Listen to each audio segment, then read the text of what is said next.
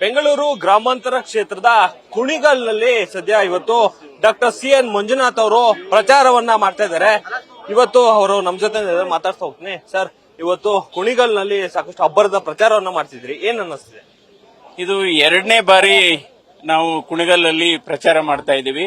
ನಾವು ಪಂಚಾಯಿತಿ ಮೂಲಕ ಹೋಗ್ತಾ ಇದ್ದೀವಿ. ಸೊ ಎಲ್ಲೋದ್ರೂ ಕೂಡ ಜನಸ್ಪಂದನೆ ಚೆನ್ನಾಗಿದೆ, ಜನರು ಜೋಶಲ್ಲಿದ್ದಾರೆ. ಇದರಿಂದ ನಮ್ಮ ಆತ್ಮವಿಶ್ವಾಸ ಹೆಚ್ಚುತ್ತಾ ಇದೆ. ಸೊ ಜನರು ನೀವು ನಿಂತಿದ್ದು ಒಳ್ಳೇದಾಯ್ತು, ನಿಮಗೆ ಮತ ಹಾಕ್ತಿವಿ ಅಂತ ಊರ್ ಕಡೆ ಎಲ್ಲಾ ಗ್ರಾಮದಲ್ಲೂ ಕೂಡ ಸ್ವಾಗತವನ್ನ ಮಾಡ್ತಿದ್ದಾರೆ. ಸರ್, ಈಗ ಓಡಾಟವನ್ನ ಮಾಡ್ತಾ ಇದ್ರಿ, ಒಂದ್ ಕಡೆ ರಣ ಬಿಸಿಲಿದೆ. ನೀವೀಗ ಹಾಸ್ಪಿಟಲ್ ಅಲ್ಲಿ ಇದ್ದವರು, ತುಂಬಾ ಅಂದ್ರೆ ಹಾಸ್ಪಿಟಲ್ ಒಳಗಡೆ ಓಡಾಟವನ್ನ ಮಾಡ್ತಾ ಇದ್ದವರು, ದಿಢೀರ್ ಅಂತ ಬಿಸಿಲಿಗೆ ಬಂದಿದ್ರಿ, ಏನ್ ಅನ್ನಿಸ್ತಿದೆ?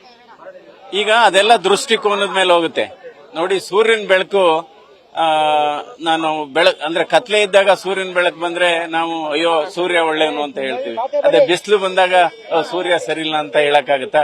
ಸೊ ಅದರಿಂದ ಇದಕ್ಕೆ ಹೊಂದ್ಕೋಬೇಕು. ಇದಕ್ಕೇನಿಲ್ಲ, ನಾವು ಆದಷ್ಟು ಚೆನ್ನಾಗಿ ನೀರು ಕುಡಿಬೇಕು, ಹಣ್ಣುಗಳನ್ನ ತಿನ್ಬೇಕು, ಹೈಡ್ರೇಟ್ ಮಾಡ್ಕೋಬೇಕು. ಅಂದ್ರೆ ಇನ್ನೊಂದು ಇದೆಲ್ಲ ಚುನಾವಣೆ ಪ್ರಕ್ರಿಯೆಯಲ್ಲಿ ಸ್ವಾಭಾವಿಕ. ಅಂದ್ರೆ ನಿಮ್ಗೇನ್ ಸುಸ್ತಾಗ್ತಿಲ್ವಾ ಅಂತ? ಪ್ರಚಾರ ಇಷ್ಟೊಂದು ಅಬ್ಬರದ ಪ್ರಚಾರ ಮಾಡ್ತೀರಿ, ಜನರನ್ನ ನೋಡ್ತಿದ್ರಿ, ನಿಮ್ಗೇನ್ ಸುಸ್ತಾನ? ಇಲ್ಲ, ನಾನು ಜಯದೇವ ಆಸ್ಪತ್ರೆಯಲ್ಲಿ ಇದ್ರೂ ಕೂಡ ನಾನು ಸುಮಾರು 14 ಗಂಟೆ ಕೆಲಸ ಮಾಡ್ತಾ ಇದ್ದೆ ಅಲ್ಲಿ. ಅಲ್ಲೂ ಕೂಡ ದಿನನಿತ್ಯ ನಾನು ನಿರ್ದೇಶಕನಾದ್ರೂ ಕೂಡ ನೂರಾರು ರೋಗಿಗಳನ್ನ ನೋಡ್ತಾ ಇದ್ದೆ. ಸೊ ಜನರ ಸಂಪರ್ಕ ಆಗ್ಲೂ ಇತ್ತು. ಅಂದ್ರೆ ಇವಾಗ ನೀವ್ ಹೇಳಿದಾಗೆ ಹೆಚ್ಚು ಬಿಸಿಲು ಇದೆ, ಬೇಸಿಗೆ. ಸೊ ಆದ್ರೆ ನಮ್ಮ ಮನಸ್ಥಿತಿ ಮತ್ತು ಕಾರ್ಯವೈಖರಿ ಚೆನ್ನಾಗಿದೆ. ಮುಂದಿನ ದಿನಗಳಲ್ಲಿ ಅಭಿವೃದ್ಧಿ ಅಂತಂದ್ರೆ ಕ್ಷೇತ್ರಕ್ಕೆ ಏನೆಲ್ಲ ಮಾಡ್ಬೇಕು ಅನ್ನೋ ಒಂದು ಯೋಜನೆ ಇಟ್ಕೊಂಡಿದೆ. ಅಲ್ಲ, ನೋಡೋಣ. ಅಭಿವೃದ್ಧಿ ಅಂದ್ರೆ ಒಂದು ನೀರಾವರಿ ಸಮಸ್ಯೆ ಇದೆ, ಕುಡಿಯೋ ನೀರಿನ ಸಮಸ್ಯೆ ಇದೆ, ರೇಷ್ಮೆ ಬೆಳೆಗಾರರ ಸಮಸ್ಯೆ ಇದೆ, ಮತ್ತು ಶಿಕ್ಷಣ ಮತ್ತು ಆರೋಗ್ಯ ಕ್ಷೇತ್ರದ ಸಮಸ್ಯೆಗಳಿದೆ. ಒಟ್ಟಾರೆ ಅದನ್ನೆಲ್ಲ ನಾವು ಅಡ್ರೆಸ್ ಮಾಡಬೇಕಾಗುತ್ತೆ. ಭಾಷಣದ ವೇಳೆ ಒಂದು ಕಥೆಯನ್ನ ಹೇಳಿದ್ರಿ, ಅದೇನು ಎದುರಾಳಿಗಳಿಗೆ ಟಾಂಗ?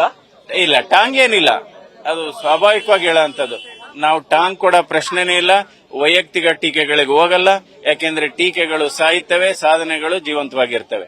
ಕುಣಿಗಲ್ ಭಾಗದಲ್ಲಿ ನಿಮ್ಮ ಬಾಲಕೃಷ್ಣ ಅವರ ಪತ್ನಿ ಆಗಿರ್ಬೋದು, ನಿಮ್ಮ ತಮ್ಮ ಆಗಿರ್ಬೋದು, ಸಾಕಷ್ಟು ಪ್ರಚಾರವನ್ನ ನಡೆಸ್ತಾ ಇದ್ದಾರೆ. ಒಂದ್ ಕಡೆ, ಇನ್ನೊಂದ್ ಕಡೆ ಕನಕಪುರದಲ್ಲಿ ನಿಮ್ಮ ಪತ್ನಿಯವರು ಪ್ರಚಾರವನ್ನ ನಡೆಸ್ತಾರೆ. ಜನರು ಏನ್ ಹೇಳ್ತಾರೆ?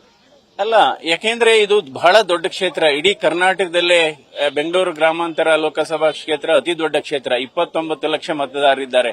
ಹಾಗಾಗಿ ಎಲ್ಲ ನಮ್ಮ ಕುಟುಂಬದವರು ಮತ್ತು ಎಲ್ಲ ಸ್ನೇಹಿತರು ಮತ್ತು ಹಿತೈಷಿಗಳು ಎಲ್ಲ ಕ್ಯಾಂಪೇನ್ ಮಾಡ್ತಾ ಇದ್ದಾರೆ. ಅವರು ಹೋದ ಕಡೆ ಉತ್ತಮವಾಗಿ ಸ್ಪಂದನೆ ಸಿಗ್ತಾ ಇದೆ. ಅಂದ್ರೆ ಅವರ ಕಷ್ಟಗಳನ್ನೇನಾದ್ರು ಹೇಳ್ಕತ್ತಿದ್ರ ಅಂತ ಸರ್? ಅಲ್ಲ, ಕಷ್ಟಗಳು ಈಗಾಗಲೇ ಸ್ಥಳೀಯ ನಾಯಕರು ಇದ್ರ ಬಗ್ಗೆ ಹೇಳಿದ್ದಾರೆ. ಇದು ದೇಶದ ಚುನಾವಣೆ, ಸ್ಥಳೀಯ ಪ್ರಾಬ್ಲಮ್ಗೂ ಅದು ಬೇರೆ ಸಂದರ್ಭದಲ್ಲಿ ಹೇಳ್ತಾರೆ. ಬಟ್ ಕಷ್ಟ ಹೇಳದಿಂತ ಅಂದ್ರೆ ಜಾಸ್ತಿ ಕಷ್ಟಗಳನ್ನ ಹೇಳ್ತಾ ಇದ್ದಾರೆ.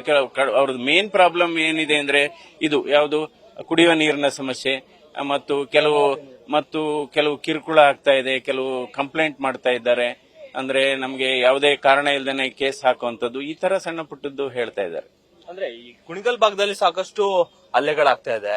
ನಿಮ್ಮ ಹತ್ರ ಬಂದೇನಾರು ನಮ್ಗೆ ಸೆಕ್ಯೂರಿಟಿಯನ್ನ ಏನಾದ್ರು ಕೊಡ್ಸಿ? ಇಲ್ಲ, ಸೆಕ್ಯೂರಿಟಿ ಏನ್ ಹೇಳಿಲ್ಲ. ನಾವು ಒಂದು ಕೆಂಪನಹಳ್ಳಿಲಿ, ಇನ್ನೊಂದು ಕೊತ್ತಿಗೆರೆಯಲ್ಲಿ 2 ಆಗಿತ್ತು. ಸೊ ಅಂತ ಸಂದರ್ಭದಲ್ಲಿ ಅವ್ರ ಮನೆಗೆ ಹೋಗಿ ಎಲ್ಲ ಧೈರ್ಯ ಹೇಳಿದ್ದೇವೆ. ಮತ್ತು ಸ್ಥಳೀಯ ನಾಯಕರಾದಂತಹ ಕೃಷ್ಣಕುಮಾರ್ ಅವರು, ಡಿ ನಾಗರಾಜಯ್ಯನ್ ಅವರು, ರವಿ ಬಾಬು ಅವರು ಎಲ್ಲ ಹೋಗಿ ಸಾಂತ್ವನ ಹೇಳಿದ್ದಾರೆ. ಜನರಿಗೆ ಈಗ ಆತ್ಮಸ್ಥೈರ್ಯ ಬಂದಿದೆ. ಅಂದ್ರೆ ಒಂದು ಗೆಲುವಿನ ಒಂದು ಯಾವುದೋ ಬದಲಾವಣೆಯ ಗಾಳಿ ಬೀಸ್ತಾ ಇದೆ. ಎಲ್ಲ ಉತ್ಸುಕರಾಗಿದ್ದಾರೆ ಎಲ್ಲ ಜನ. ಅಂದ್ರೆ ಚುನಾವಣಾ ಆಯೋಗಕ್ಕೂ ಇದರ ವಿಚಾರದಲ್ಲಿ ಪತ್ರ ಬರೆದಿದ್ದೇವೆ, ಸೂಕ್ತ ಕ್ರಮ ತೆಗೆದುಕೊಳ್ಳಿ ಅಂತ. ಸರ್, ನಿನ್ನೆ ಕನಕಪುರದಲ್ಲಿ ದೇವೇಗೌಡರು ಅಬ್ಬರದ ಭಾಷಣವನ್ನ ಮಾಡಿದ್ರು. ಎಷ್ಟು ನಿರೀಕ್ಷೆಯನ್ನ ಇಟ್ಕೊಂಡಿದ್ರಿ ಅಲ್ಲಿಯ ಮತದಾರರ ಒಂದು ಮತಗಳು? ಅಲ್ಲ, ಡೆಫಿನೆಟ್ ಆಗಿ ಬದಲಾವಣೆಯ ಗಾಳಿ ಬೀಸ್ತಾ ಇದೆ. ಜನ ಬದಲಾವಣೆಯನ್ನ ಬಯಸಿದ್ದಾರೆ. ಸೊ ನಮಗೆ ಗೆಲುವಿನ ವಿಶ್ವಾಸ ಇದೆ. ದೇವೇಗೌಡರು ಮತ್ತೆ ಬೇರೆ ಕಡೆ ಎಲ್ಲರೂ ಬಂದು ಸಭೆಗಳನ್ನ ಮಾಡುವಂತದ್ದು, ಆನೇಕಲ್ಗೆ ಹೋಗ್ತಿದ್ದಾರೆ ಇವತ್ತು. ಇದಿಷ್ಟು ಡಾಕ್ಟರ್ ಸಿಎನ್ ಮಂಜುನಾಥ್ ಅವರ ಮಾತಾಗಿರ್ತಕ್ಕಂಥದ್ದು. ಕ್ಯಾಮರಾಮನ್ ಬೈರೇಶ್ ಚಿಪ್ಟೂರ್ ಜೊತೆ Mohan, news first, Kunigal. News first, ನಿರ್ಭೀತಿಯಿಂದ ನಿಮ್ಮ ಪರವಾಗಿ.